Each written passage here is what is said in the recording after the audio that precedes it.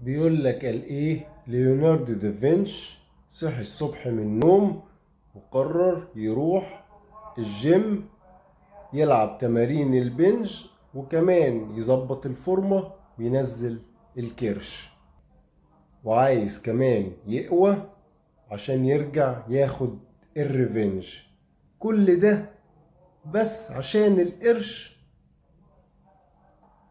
مضمون الكلام يا جماعة، نقوى ونعمل الصح ونسعى فيه عادي، حلو ومفيد لينا ولغيرنا، ولكن نسلك ونصفي نيتنا كده، وبلاش حتة الشحن الزيادة والطاقة السلبية ونأذي غيرنا وننتقم وناخدها يا جماعة. مش كده والله.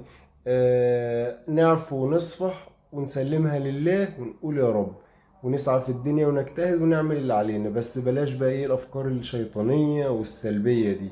فده الاختصار يعني، وبعض الكلمات دي ترجمتها على الجوجل اللي يعني مش، او بلاش يعني نقول الطار ولا العار والكلام الجبار ده. نسلمها لله، نكسب ونقول يا رب. شكرا لكم.